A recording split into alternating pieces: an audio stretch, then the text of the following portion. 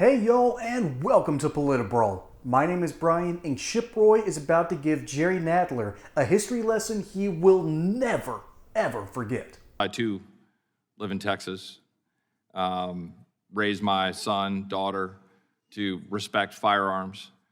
We shoot them frequently on our property. We shoot semi-automatic weapons on my property. I teach my children how to use them safely. I teach them what they're used for, why we have the ability to have firearms. And yes, we use it for hunting. My son shot his first deer. Would the gentleman yield for a question? Briefly. Yeah, very question.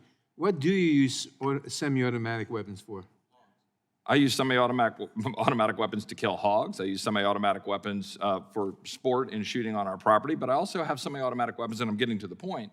Thank you. Because a semi-automatic weapon is a weapon that you can use for self-defense. It is a semi-automatic weapon that you can use to defend yourself against home invaders, but also, let's be clear, against tyranny. The gentlelady is talking about the Second Amendment in the context of hunting, as if my rights are reduced in the Constitution to a 410 or a single shot or lever action 22.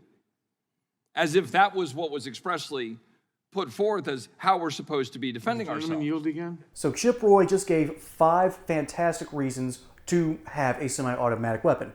Hunting, dealing with feral hogs, which by the way is a huge problem in middle America. Then recreation, self-defense from home invasion, and potentially defense against tyranny. Those are some fantastic reasons right there, just based on this. And let me go ahead and finish my time, sir, unless we want to add more time. Very, very quickly, question. I need more time. Will the gentleman give me another 30 seconds? Yes. I'll yield. You said that you could use a semi-automatic weapon to fight tyranny. Sure. You mean you'd use it against American troops? The very existence of the Second Amendment is designed purposefully to empower the people to be able to resist the force of tyranny used against them to step over their natural rights given to them by God. That is why the Second Amendment exists. That is very specifically why the Second Amendment exists. And let's be very clear about that. Let's rewind the clock a little bit, as I know at least several justices have written in Supreme Court opinions, but about what life looked like in the 19th century and what the government was doing to remove the ability of either slave owners or, importantly, freed blacks, or importantly, whites who even stood up in defense of blacks or against slavery, and the efforts by the South and the efforts by the strong arm of government to remove their ability to have firearms. That is an absolute, undeniable, documented,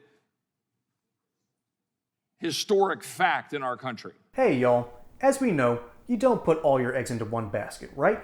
So that's why I'm partnering over with my friends at Colonial Metals Group, who will help diversify your portfolio. And what they'll do is they'll set up for you a self-directed IRA account. You'll have direct access to your assets, you'll be able to see what all's going on, and it doesn't matter what the stock market does, or what often happens, what the government does, your assets will be protected. So let the team of experts over at Colonial Metals Group help secure your account and your family's future today. There's a link in the description below. Oh, and by the way, if you don't like that, there's a 1-800 number you can call. And most importantly though, is the kicker. They'll throw in a safe and possibly up to $10,000 in US silver to help you get things started. Now, back to regularly scheduled programming. As written by Robert Verbruggen in the National Review, and I'm happy to submit this to the record without objection,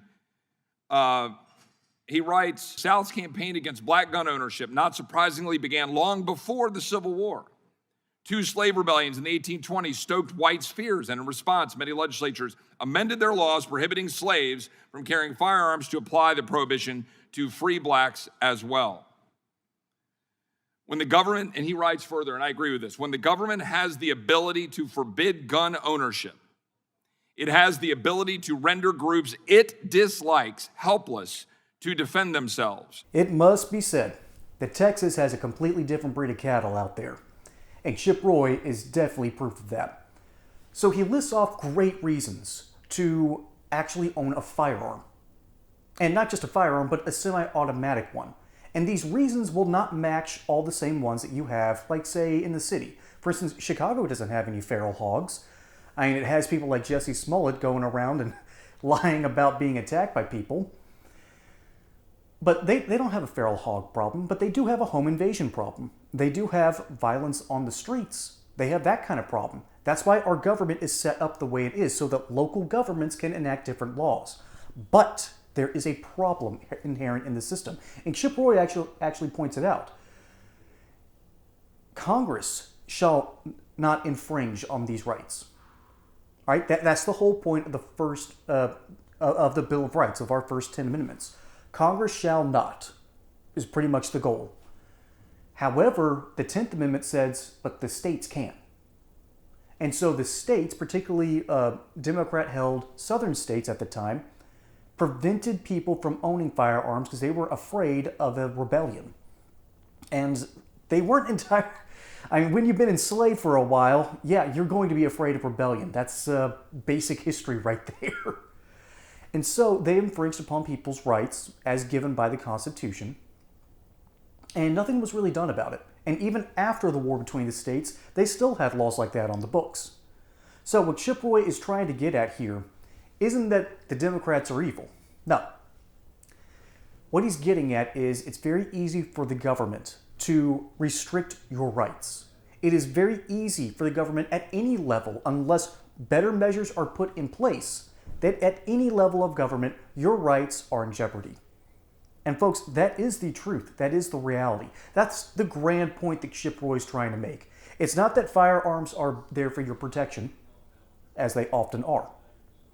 But there's an even bigger point going on, that government can and often will try to take away your fundamental rights. And Chip Roy is one of the people that's going to stand up, plant himself by the river and say, no, you move. Good for him. What a speech. Folks, my name is Brian. Hope you enjoyed that segment here on PolitiBrawl. Don't forget to like and subscribe. Catch you on the next one. And until then, y'all have a good one.